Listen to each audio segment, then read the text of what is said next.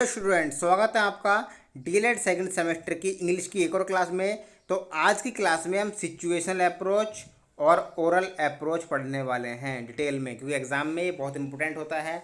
और पिछली क्लास में हमने पढ़ा था स्ट्रक्चरल अप्रोच के बारे में। स्ट्रक्चरल अप्रोच के बारे में हमने पिछली क्लास में डिटेल से पढ़ा था। नहीं देखा है, देख लीजिए। तो आज पढ़ने वाले हैं सिचुएशनल और ओरल अप्रोच, दो अप्रोच हम पढ़ेंगे। तो जनरली सिचुएशनल अप्रोच को हम पढ़ते हैं। देखिए, इसका मतलब होता क्या है।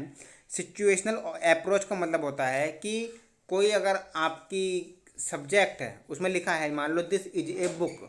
बुक में कोई सेंटेंस लिखा है दिस इज ए बुक, और आपको पढ़ाना है, तो दिस इज ए बुक वाक्य को एक प्रैक्टिकल रूप में सिचुएट करना होगा, सिचुएशन करना होगा। जैसे situational approach is considered as a combination of structural approach. ठीक है, स्ट्रक्चरल अप्रोच का एक कॉम्बिनेशन है। स्ट्रक्चरल अप्रोच में क्या होता था कि किसी वर्ड्स को समझाना, वर्ड को ठीक ढंग से अरेंज करना जिससे वो सेंटेंस बन जाए ठीक से, उसका कॉम्बिनेशन है। जो सिचुएशनल अप्रोच है वो किसके द्वारा यूज़ किया गया था? सबसे पहले हॉर्नबाई के द्वारा।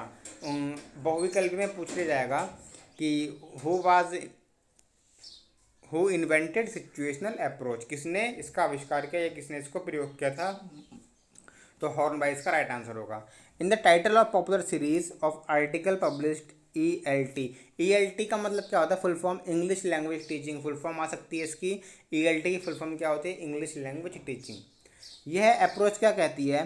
This approach suggest that any language item, ठीक है, कोई भी भाषा की कोई भी चीज़ है, वस्तु है, when whether it is structure और ए वर्ड, चाहे वह कोई शब्द हो या कोई स्ट्रक्चर हो, रचना हो, should not be presented in isolation, वह प्रेजेंट नहीं की जानी चाहिए। किस में? आइसोलेशन मीन्स अलग, एकांत में नहीं प्रयोग की जानी चाहिए। It has to be introduced and practise in the context और सिचुएशन, यह प्रैक्टिस के प्रैक्टिकल रूप में जो है प्रयोग की जानी चाहिए। कॉन्टेक्स्ट में संदर्भ, पूरी डिटेल इसकी हो। मान लो this is a book, sentence पढ़ना है, तो टीचर क्या करेंगे? एक बुक को बनाएंगे, ये बुक को दिखाएंगे, सिचुएशन ऐसी ही पैदा कर देंगे कि मान लो रियल में ये बुक रखी हुई है। ठीक है, तो यही सिचुएशनल अप्रोच होता है। इसके एडवांटेज भी पढ़ेंगे, डिसएडवांटेज पढ़ेंगे, और ओरल के एडवांटेज डिसएडवांटेज। तो situational approach indicates as how a teacher should create a real situation in the classroom.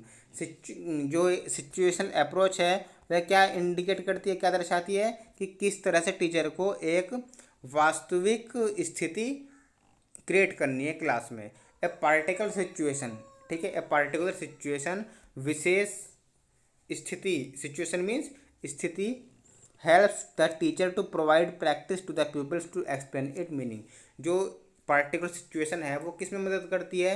वो मदद करती है कि छात्रों को, पीपल में छात्र होता है, शिष्य, कि छात्रों को किस तरह से उसका मीनिंग समझाया जाए प्रैक्टिस करके। A particular situation may be created in the classroom by use of maps, pictures, various objects, actions or by drawing on the blackboard। किस तरह समझा जा सकती है भाई? क्लास में मैप का, मानचित्र का प्रयोग करके, मान लो यहाँ पर इंडिया के बारे में बताना है, तो इंडिया का यहाँ पर मानचित्र बना देंगे। ठीक है, इस तरह से मानचित्र बनाएंगे और उसको दर्शा देंगे। या फिर पिक्चर्स दिखाकर, कोई फोटो दिखाकर, वेरियस ऑब्जेक्ट दिखाकर, ठीक है, जो मशीन टीचिंग लर्निंग मटेरियल्स होते हैं उनके बारे में। It can thus be realise that to create a relevant situation in practical problem. ठीक है, रिलीवेंट का मतलब क्या होता है? रिलीवेंट का मतलब होता है मिलता जुलता, प्रासंगिक, या जो आपका कॉन्टेक्स्ट है, विषय वस्तु है जो आप पढ़ा रहे हो बच्चों को, तो रिलीवेंट मतलब उससे मिलता जुलता है, कुछ ना कुछ आपको प्रैक्टिकल रूप में दिखाना चाहिए ताकि उनकी प्रैक्टिकल प्रॉब्लम दूर हो सके। एग्जाम्पल के लिए क्या लेते हैं, चलिए। If you want to teach this is a book, अगर आप ये पढ़ाना चाहते हो कि यह एक पुस्तक है, you should actually take a book and demonstrate to peoples, तो तुम्हें एक पुस्तक लेनी चाहिए, वास्तव में लेनी ही चाहिए, उठानी चाहिए एक पुस्तक मेज पर से, और छात्रों के सामने दर्शानी चाहिए। डिमॉन्स्ट्रेट मीन्स होता है दर्शाना या दिखाना। वह वाट यू टॉकिंग अबाउट, जिसके बारे में तुम बात कर रहे हो, वह छात्रों को दिखानी चाहिए। द अटरेंस, अटरेंस मीन्स होता है कथन, जो कहा गया है। दिस इज ए बुक, यह कहा गया है, दिस इज ए बुक, यह एक पुस्तक है। Should grow out the of the situation and having a book and wanting to tell the peoples what it name is in English, और उसका अंग्रेजी में नाम क्या है। मान लो आपने एक किताब दिखाई, उसका इंग्लिश में नाम क्या है? BOOK। इसको आपको प्रैक्टिकल रूप में समझाना पड़ेगा। The meaning of word of and structure are only the situation in which they can be used. Word और स्ट्रक्चर दोनों प्रैक्टिकल में सिचुएशन रूप में होने चाहिए।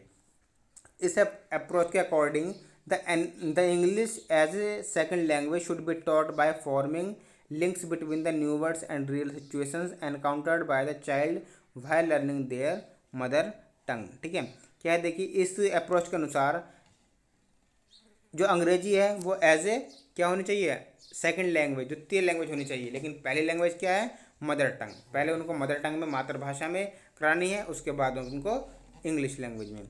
The situation in which child learns, वह स्थिति जिसमें जो छात्र है, बच्चा है, वो सीखता है मातृभाषा में। अगर वो हिंदी में पढ़ना चाहता है, शुरू में हिंदी बोली उसे, तो हिंदी में, और अगेन एंड अगेन, दोबारा और दोबारा, द चाइल्ड अंडरस्टैंड, जो छात्र समझता है और अपने अनुभव को, एक्सपीरियंस, अपने खुद की लाइफ में जो उसने अभी तक देखा है उसके बारे में देखा है। In same way connected with the terminology. Terminology means क्या होता है, टर्मिनोलॉजी मीन्स होता है शब्दावली। उन शब्दावली को इंग्लिश में कन्वर्ट करे और उनको समझाए। अब एडवांटेज क्या क्या सिचुएशनल अप्रोच के, सिचुएशनल अप्रोच के क्या क्या फ़ायदे हैं। It creates interest among the students. छात्रों के समक्ष क्या होता है, यह इंटरेस्ट पैदा करता है, रुचि पैदा करता है। Emphasis is given on learning by play. Emphasis means क्या होता है, एम्फेसिस मीन्स होता है रेखांकन करना। ठीक है, एम्फेसिस मीन्स होता है जोर देना या बल देना। लर्निंग बाय प्ले पर, ठीक है, मतलब खेल खेल में सीखना, इस पर जोर देना। Action change make the classroom atmosphere lively. ठीक है, क्लासरूम का जो है एटमोसफेयर चेंज हो जाता है, मतलब आनंद बहुत ही ज़्यादा प्रभावशाली तरीके से सिखाया जाता है जब प्रैक्टिकल रूप में होता है। Lot of material aids are use to make learning stable and interesting. शिक्षा को मनोरंजक बनाने के लिए बहुत सारे टीचिंग के जो एड्स हैं, चीज़ें हैं, TLM, टीचिंग लर्निंग मशीन, वो सब इस्तेमाल होते हैं। टीचिंग लर्निंग मेथड से जितने भी आपके मटेरियल्स होते हैं, मटेरियल सब।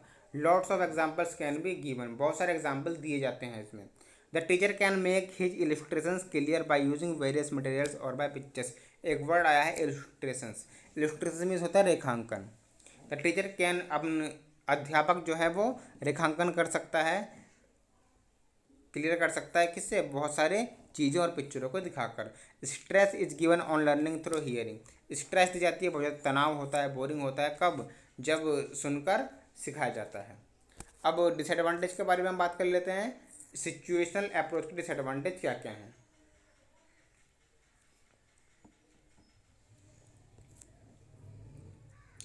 हाँ, it is suitable only in lower classes.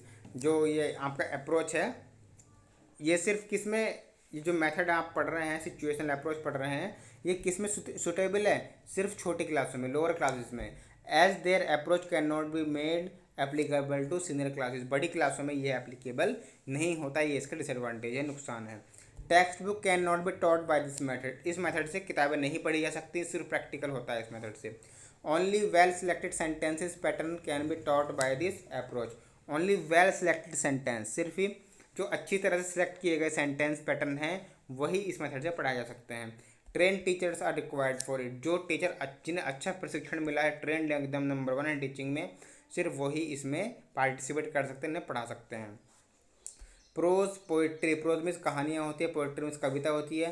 रेपिटेटर, जल्दी जल्दी पढ़ना होता है। Can not be taught through this approach. इस मेथड से नहीं हो सकता ये प्रोज पोइट्री पढ़ना। Sometimes it becomes difficult to relate the statement of the teacher with the created situation. और कभी कभी यह कठिन होता है कि जो टीचर है उसकी स्टेटमेंट से संबंधित या समझ पाना जो कि सिचुएशन क्रिएट की जाती है उसके अकॉर्डिंग। अब हम करते हैं ओरल अप्रोच के बारे में। ओरल अप्रोच क्या होता है, इसकी डेफिनेशन पहले पढ़ते हैं हम, क्या होता है ये, उसके बारे में इसका एडवांटेज, फिर उसके disadvantage.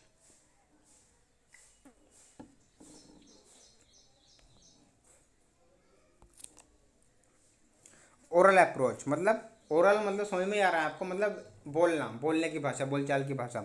The popularity of structural approach is based on the oral approach. जो स्ट्रक्चरल अप्रोच आपने पिछली क्लास में पढ़ी थी, मतलब शब्दों को ठीक ढंग से लिखना, उचित आगे पीछे लिखे रहते हैं उल्टे सीधे। जैसे स्ट्रक्चरल में क्या सिखाया था, ही, ए, ही, is a boy.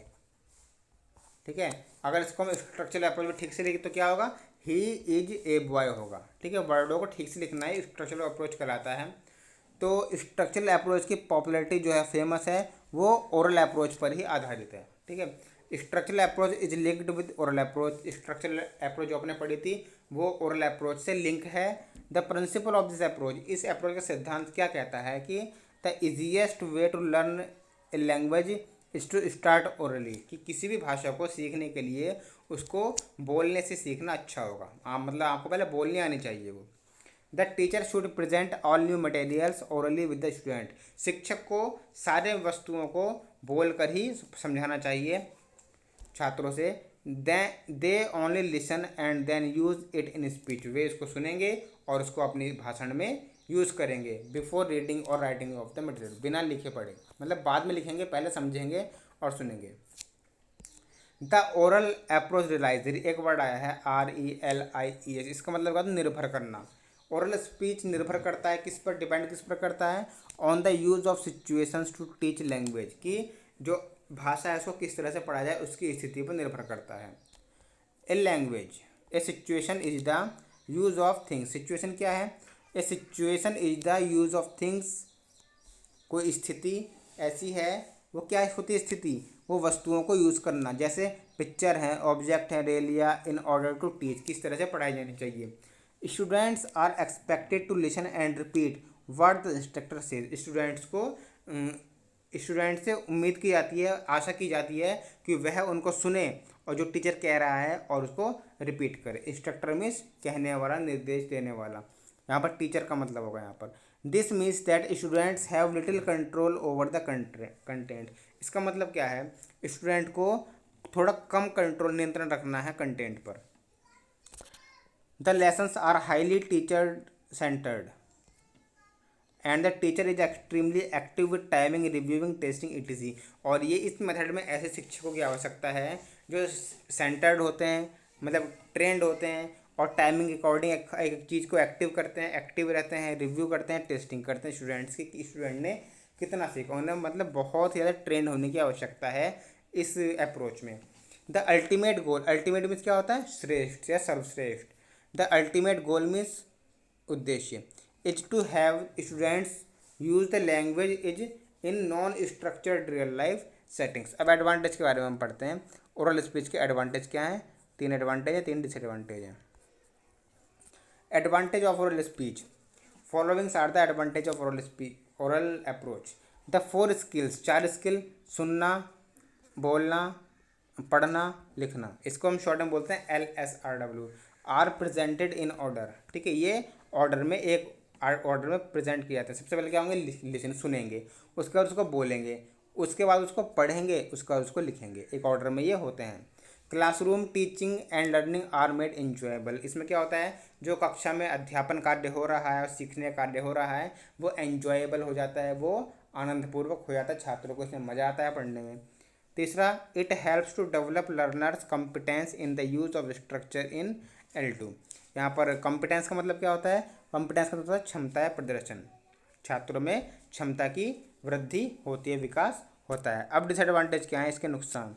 Explanation of abstract ideas is very difficult, abstract means होता है सार, ठीक है, किसी यह सारांश, किसी पाठ का सारांश और उसका आइडिया जो है उसकी व्याख्या करना बहुत ही ज़्यादा डिफिकल्ट होता है, कठिन होता है। It is viable only in the elementary level, viable means होता है व्यवहारिक विकल्प, यह सिर्फ व्यवहारिक विकल्प है किसमें, प्रारंभिक शिक्षा में, एलिमेंट्री मीन्स प्रारंभिक शिक्षा, प्रारंभिक level. The approach has been found inadequate and ineffective, ineffective means होता है अप्रभावी और इनएडुकेट होता है अपर्याप्त। यह अप्रोच जो है वो अप्रभावी और अपर्याप्त घोषित हो चुका है, पाया गया है। तो नेक्स्ट क्लास में हम इसका नेक्स्ट टॉपिक पढ़ेंगे, बाइलिंगुअल अप्रोच या बाइलिंगुअल मेथड। तो मिलते हैं नेक्स्ट क्लास में, थैंक यू, जय हिंद।